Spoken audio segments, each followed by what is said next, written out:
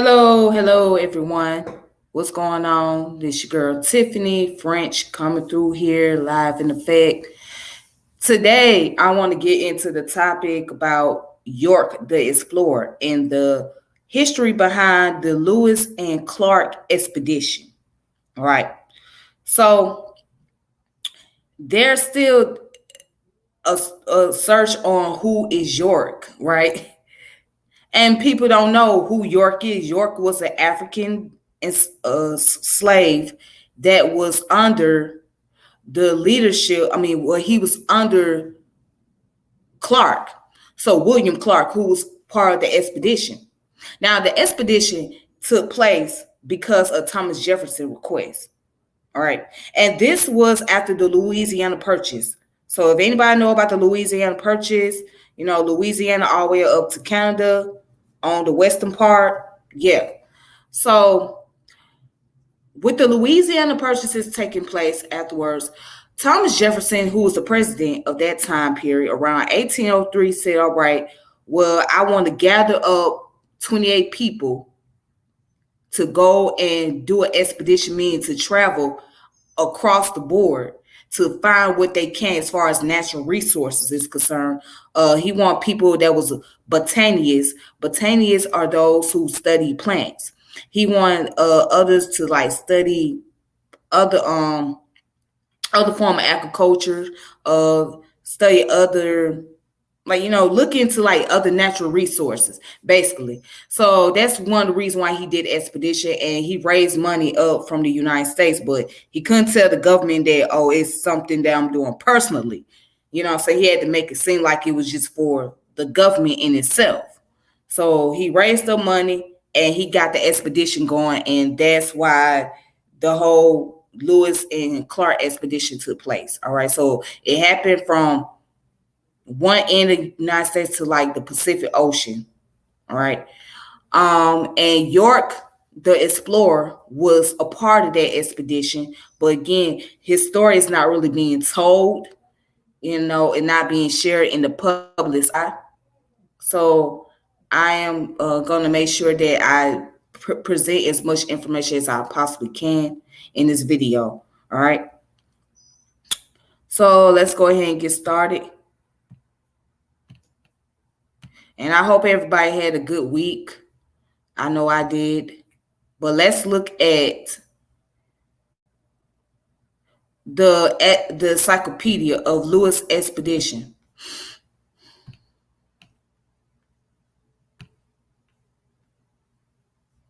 All right. So right here, I'm on the encyclopedia.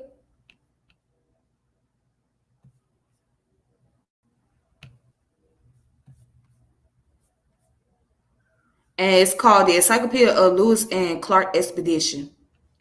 All right. So it gives you like different outlines and different events that happen. So it's, of course, it's an encyclopedia, but you will find out, the different names of the people that was involved and the areas they went to and the tribes, because of course they encountered the Native Americans. And of course, York's name is mentioned in here. So let's look at the intro real fast. And I'm going to go ahead and zoom this screen up. So it says on May 14th, 1804, the most epic exploration in the history of the United States began from a small wooded site called Camp Du Bois. That day, a keelboat and two pirogues bearing approximately 45 men across the Mississippi River to the mouth of the Missouri River and began a journey of more than 4,100 miles. Their mission, as dictated by President Thomas Jefferson, was to explore the Missouri River and such principal stream of it as by its course and communication with the waters of the Pacific Ocean, whether the Columbia, Oregon, Colorado, or any other river may offer the most direct and practicable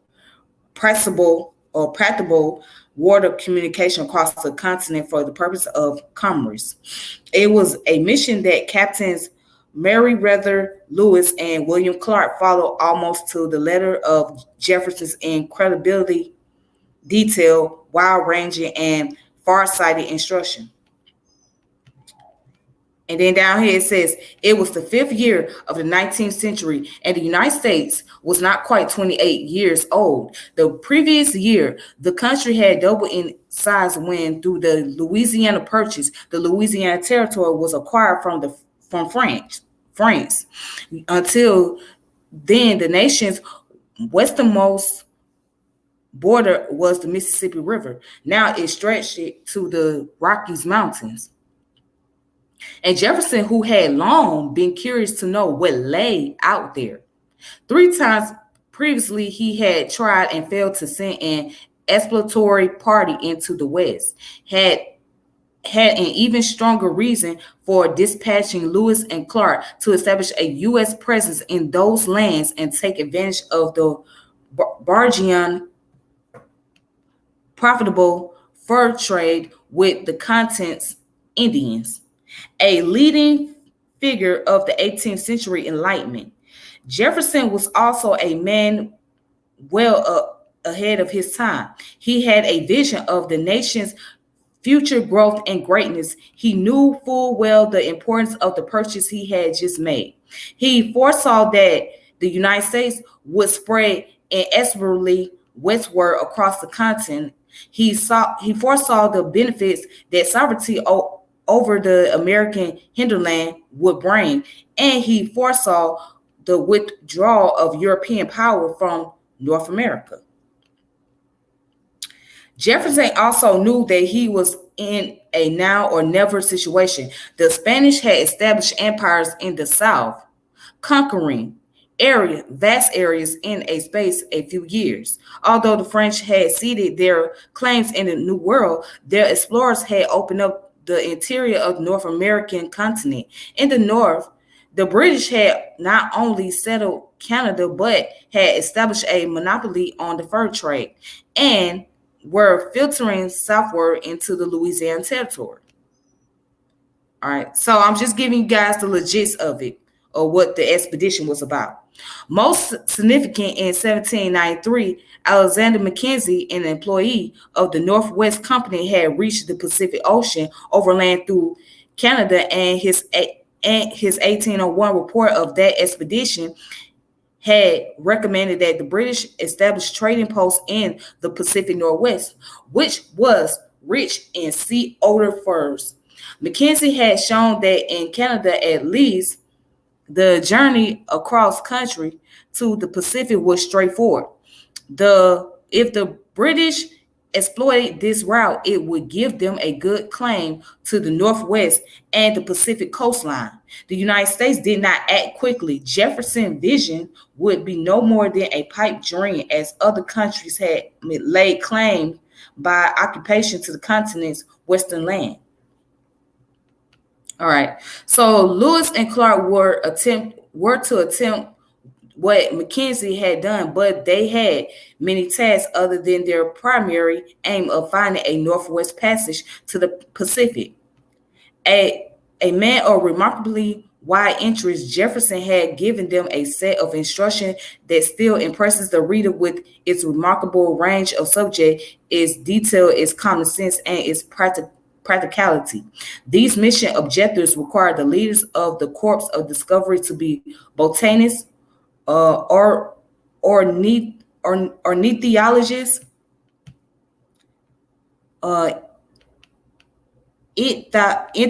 entomologists, or however the hell you say it, and zoologists for scientific studies of the Western countries, plants, birds, fish, and animals. Astronomers, as they made celestial observation for purpose of navigation, establishing their position and determining the borders of the Louisiana Territory. Cartographers, as they mapped the previous uncharted territory through which they passed. Ethnographers and linguists, as they met and studied the numerous Indian nations they met along the way. Diplomats, as they impressed the fact of American sovereignty and trade upon the Indians of territory. and reporters as they wrote down their daily activities and discoveries in field notes and journals. Okay. So, and then down here it says, furthermore, they had to lead their expedition through an unknown and dangerous region of the country through pan, painstaking planning and remarkably good fortune. Meriwether Lewis and William Clark proved themselves more than equal to the task, safely taking 29 men and a woman and her baby across the continent and back. How did they how they did it and what they accomplished along their journey has rightly become the stuff of American legend. Their story inspires awe even today. Then it goes on to say right here, the original plan and envisaged a party of one officer and 12 men. Possibly this small number was decided on to ensure funding from the U.S. Congress. In any event, it was successful. The appropriation of $2,500 was approved, and in January 1803, Lewis began his preparation for the expedition in earnest. He traveled to Harper Ferry to order firearms and other supplies and equipment and to supervise the construction of an iron frame boat that he and Jefferson considered would be necessary to navigate the upper reaches of the Missouri River. He took crash courses in astronomy and surveying from Andrew Ellicott in Lancaster, Pennsylvania, and Robert Patterson in Philadelphia, where he was also instructed in basic medical and surgical skills by Benjamin Rush. Received instruction from Benjamin Smith Barton on identifying and labeling plant specimen, and learned about fossils from Caspar Wistar. It is a measure of the scientific knowledge of the times that both Wistar and Jefferson thought the mastodon might still be found roaming the country of the far west. In Philadelphia, he also ordered and packed some 2.5 tons of supplies and equipment, which he dispatched which he dispatched to Pittsburgh. And I'm just gonna stop right there. So again, this is the encyclopedia.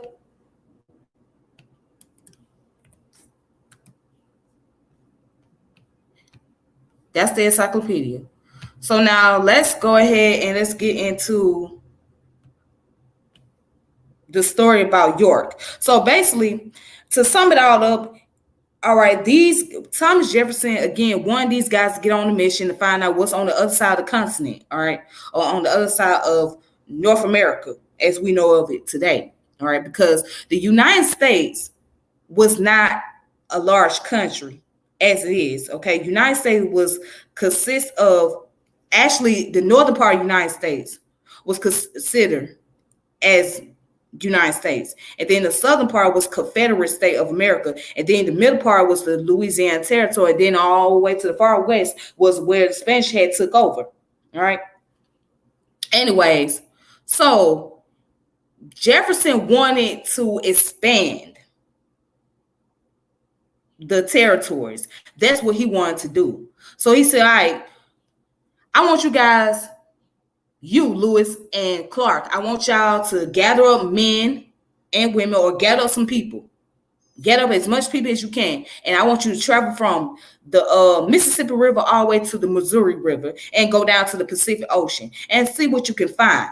What resources can you find over there? What type of birds do they have in this area? What type of people living in these areas? What type of language do they speak? What type of plants is over there? What type of vegetation they have? What type of food? What's the culture like? So that's what he wanted to know. So he wanted to know what was on the other side of the continent, which is North America. And he wanted to expand North America. Okay. He wanted to expand it further. But that's not going to be an easy thing, because you would have to put up a fight for that, right? I mean, yeah, you encounter the natives and you get to meet the native, but the natives was not going to be so quick to say, all right, we're just going to give up our land to you guys. No, there was a way that these men had to um they had to go about doing it. So they had to bring people on board so they can be able to communicate with the natives, be able to, spy and check out the land, the resources. They had to do all of that. So the whole objective of Jefferson was to expand the continent. All right. When he got in office and after the Louisiana Purchase, he wanted to expand it. All right. And he wanted to make that a part of the United States. All right. So yeah, it's a very interesting history when it comes to this country and how everything came about. But you know what? The United States was supposed to be, if you really want to get down to the detail of it, it's supposed to be the new Europe. Basically, the United States is supposed to be the new Europe. That was the intention of these Europeans. We talking about the Portuguese, the Spanish, especially the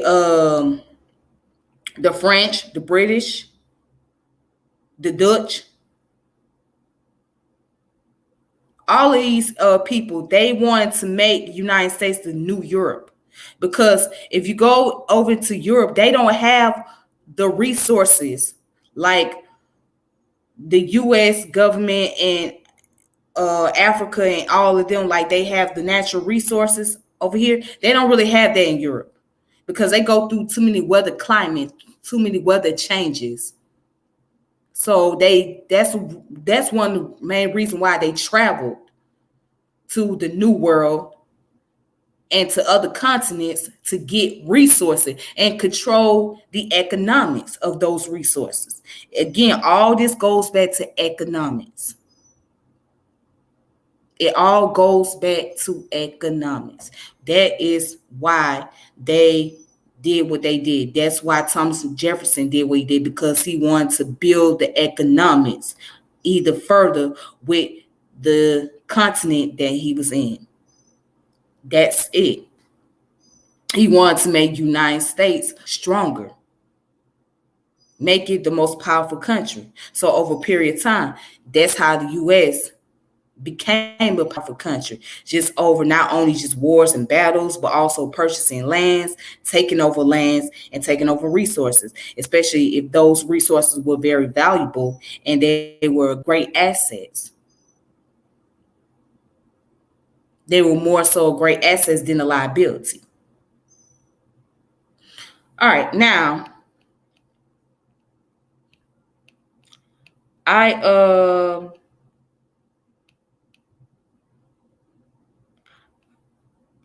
I want to look into the story about York. So who was York? As a matter of fact, let me post up the picture right here. So that's York. York is the explorer. That's his statue. Yep, that's his statue right there. So he played his part into this. But as you know, of course, United States don't really want to give black folks credit, especially the black men. They don't really want to give black people credit like that. They only give you partial credit and take the rest of the credit. That's how this government do. Because then that means you have to have an honest conversation as far as who really built this country, who really made the country what it is and gave it a foundation. And of course, a lot of stuff been kept from us because they don't want to see our greatness. All right, so now right here, I'm on Wiki One.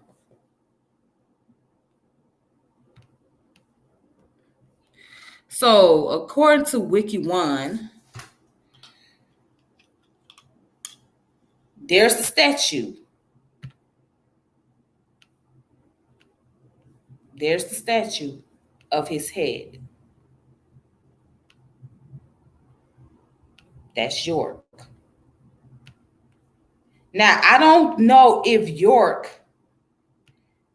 is any kin to Malachi Z. York and his relatives. I don't know.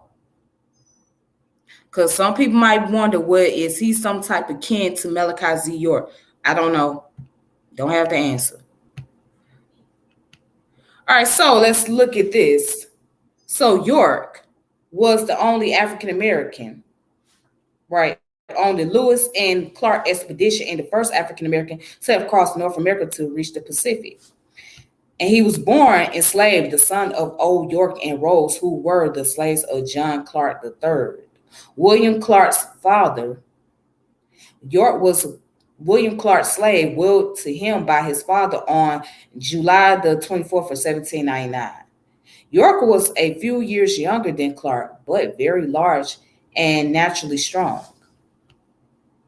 After experiencing an unprecedented amount of freedom on the Lewis and Clark expedition, York had trouble adjusting back to the life of a slave. After requesting William Clark for his freedom upon the completion of the expedition, William Clark declined multiple times, which led him to become agitated with York and eventually hire him out for work in Louisville, Kentucky. According to Washington Irving, William Clark told Irving he had freed York and given him 6 horses and a large wagon to start a dryage business driving between Nashville and Richmond. There are conflicting reports on York's death, but most historians believe he died from cholera on his way back to William Clark in St. Louis. Now, of course, it said he was born in Caroline County in Ladysmith, Virginia. He and several members of his family were owned by the Clark family, the will of John Clark III. All right. He says, I give and bequeath to my son Edmund 3 Negroes, to wit, Pierre, Vegas child, and Scipio and Dorothy, Rose's children. I give and bequeath to my son William 1 Negro man named York, also Old York and his wife Rose, and their 2 children, Nancy and Juba, also 3 old Negroes, Tam, Cupid, and Harry. The most plausible family tree based on this description and others is that York was the son of Old York, not by Rose, that Scipio, also spelled Scipio, Sapio, Sep, and Pipo, likely named the same as the Roman general Scipio Africanus, and Daphne, also spelled Daphne, were Rose's children, not by Old York, and that Nancy and Juba were Old York and Rose's biological children. This would make Scipio, Daphne, Juba, and Nancy the half siblings of York. William Clark called York his playmate. York was left to William in his father's will. He had a fiancee whom he rarely saw and likely lost contact with her at the 1811 when she was sold and sent to Mississippi. It is not known if York fathered any children. All right. So now let's go down. It says York is first mentioned in Clark's journal on December 26, 1803. Clark mentioned that York and Corporal Whitehouse had been working with the Whipshaws, indicating that he was already working with the other men on the expedition. Clark mentioned York again in his journal on June the 5th, 1804, knowing that York had swum to a sandbar from the keelboat in order to collect some greens for dinner. All right, it says Clark and another man said that on June 20th, York almost lost his eye during a playful altercation when he had sand thrown at him. York was mentioned again in Clark's journal after a small party including York descending the Spirit Mount Historic Period. Clark said that York was nearly exhausted by the heat, thirst, and fatigue. Clark said this was because York was too fat and unaccustomed to walking quickly. On September 19th, it was noted that while on a hunting party, York had killed an elk. There is no record of York having trained to use firearms, which was not generally allowed for slaves.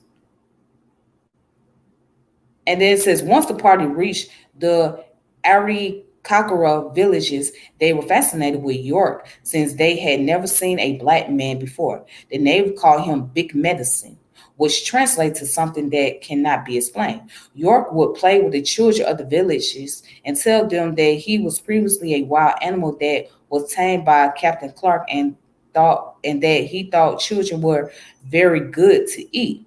While playing these games with the children, he would show them how strong he was and roar at them.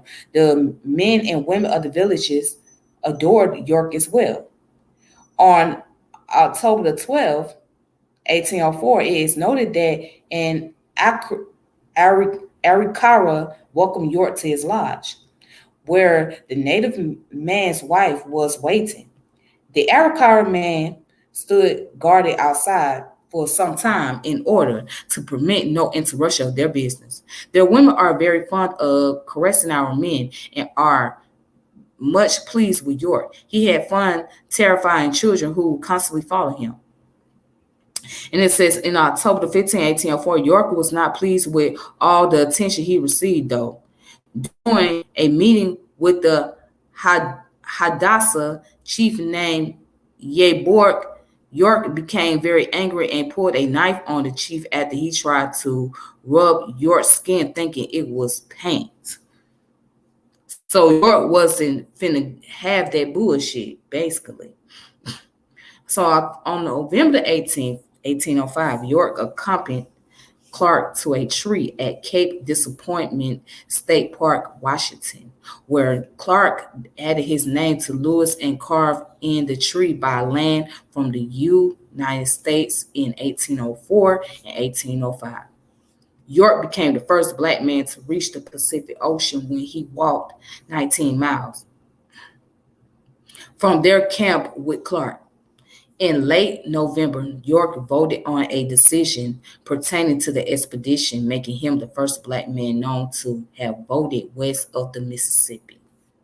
All the men of the expedition were paid according to rank $5 to $30 per month and granted 320 acres for each enlisting men except for York. So it says historian Robert Betts said the freedom York had during the Lewis and Clark expedition made resuming enslavement unbearable.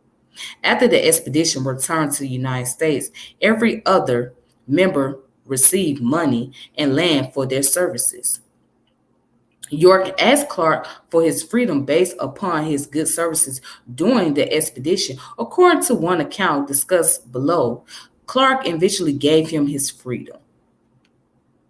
It is shown that York had gained a little freedom while on the expedition with Lewis and Clark. It is mentioned in journal that York went on scouting trips and going to trade with villages, experiencing freedom while doing that.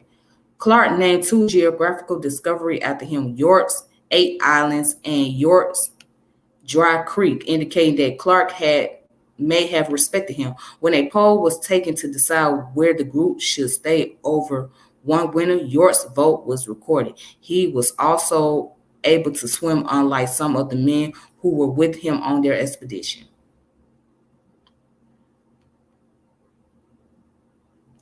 So, and then go down to the later years as to York, later's life and death, Washington Ivory was told by Clark in 1832 that Clark had freed York, but that York regretted being free because he was a failure at business and died trying to get back to serve his master as a slave again in St. Louis. Some modern historians doubt the credibility of Clark's story because it reflected pro slavery arguments that Africans were happy to be slaves and could not lead successful lives as free people.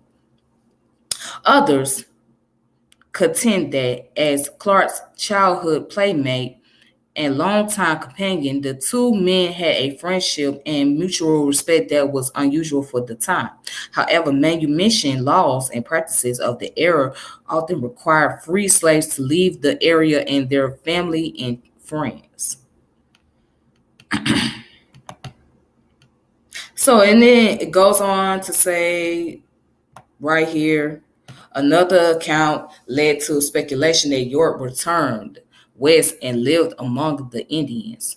This speculation seems to be based on the account by Zianus Leonard, who reported meeting with an African man living among the Crows in north central Wyoming in 1834, writing, "In this village, we found a Negro man who informed us that he first came to this country with Lewis and Clark, with whom he also returned to the state of Missouri, and in a few years returned again with a Mr. McKinney, a trader on the Missouri River, and has remained here ever since, which is about 10 or 12 years. He has acquired a correct knowledge of their manner of living and speaking their language fluently. He has rose to be quite a considerable character or chief in their village. At least he assumes all the dignities of a chief, for he has 4 wives with whom he lives alternately.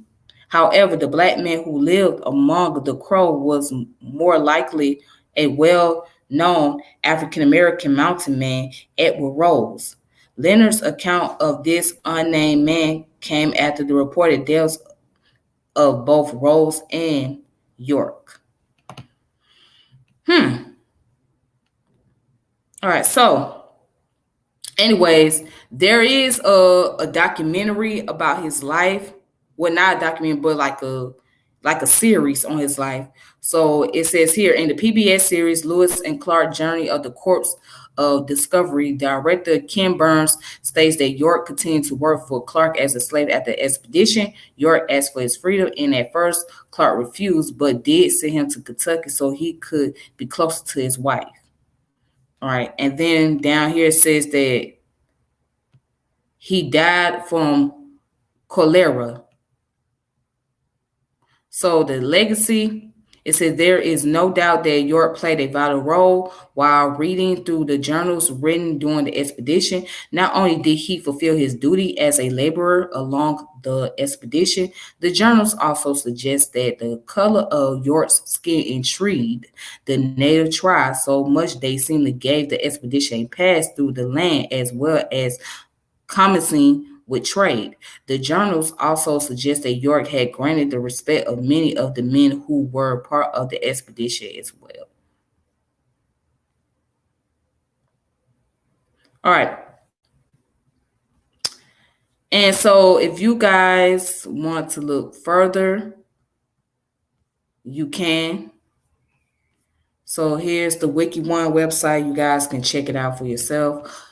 And there's the statue again of York.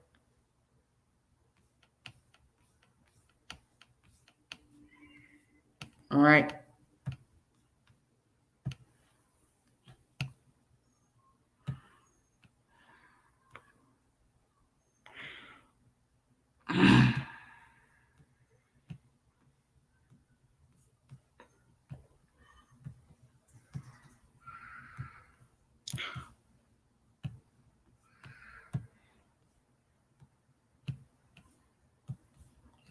Right here, here's the poetry book. It's called Buffalo Dance, The Journey of York.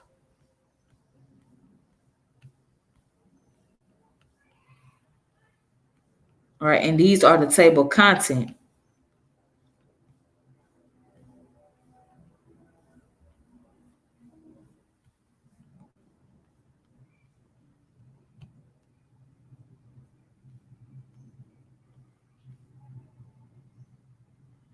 All right, so let's look at the one called work ethic. I was deeded to Master Clark down on the plantation in Virginia when he was just a green sapling. I was less in years, but already in a man's body, cause all the hard work round the place. We wasn't never what you call friends, but we pieced together a bond that served us well for most of our time together. The way it seemed to me, the slave only got two choices. The first is to make up his mind to wake up every day a slave or still away in the wind and the night. And even if the lot he draws is to pick cotton every day he breathes, he can decide to be the best picker ever was or fill the bottom a his burlaps with rocks and dirt. I got a better taste, a life on the frontier in Kentucky, in Indian Territory, and come to accept my duties as his servant.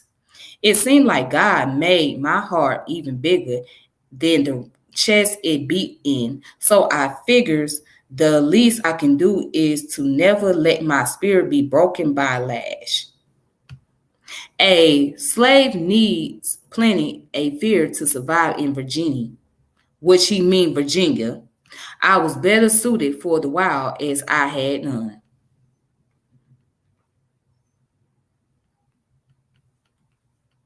All right, and then here's another poem right here, God's House. The expedition left the Louisville, Kentucky area near the falls of the Ohio on October 26, 1803.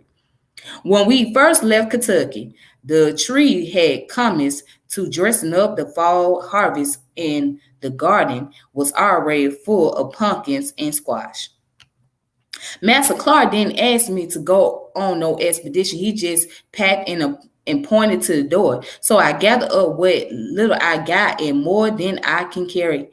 Uh, his and head off to a sail bearing keelboat where his friend Master Lewis is waiting.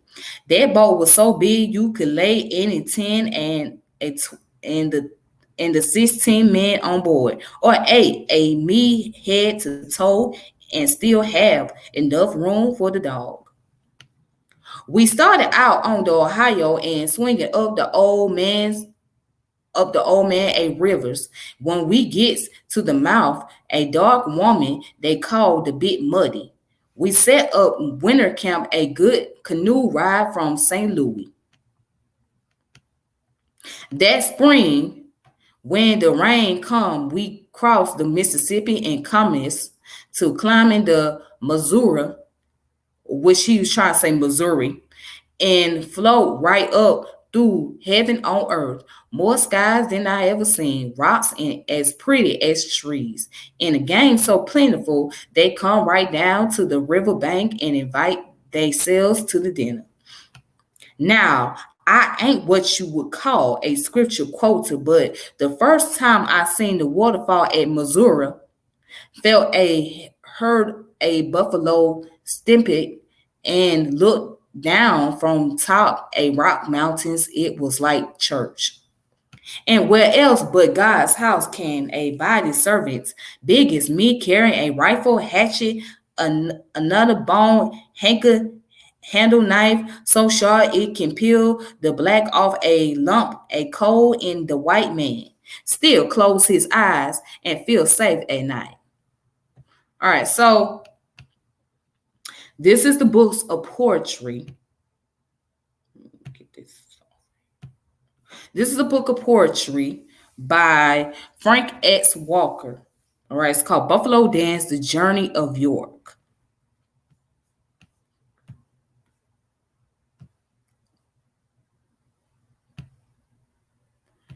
Then there's another one which is called, it's on PBS.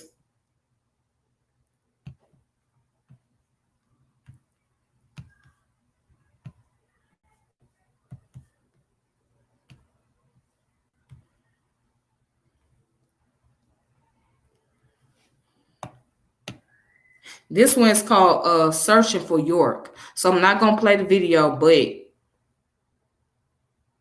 it says the Lewis and Clark expedition, a pivotal moment in American history, but the story of York, a slave to William Clark and comrade on this journey, has been obscured by omission and stereotype. Learn about the unofficial member of the Corps of Discovery.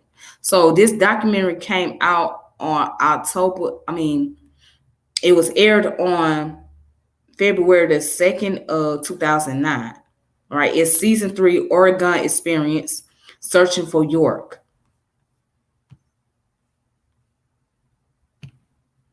So that'll be all for today. And I hope that this video was very inspiring, very educational. That's the whole purpose of me trying to do these videos, is to bring some form of inspiration, bring some form of education to the light. So until then, I hope everybody have a good one and be safe on this day. And I hope everybody got vaccinated. Or for those of you that didn't get vaccinated, then that's okay. That's your personal choice. And I hope many of my Muslim brothers and sisters out there that celebrate Ramadan being safe on this holiday. Right? I hope everybody was able to fast at peace and all that great stuff. So until then, it's your girl Tiffany, and I'm logging off. So peace and power, elevation be to all of you. Take it easy. All right. Thanks.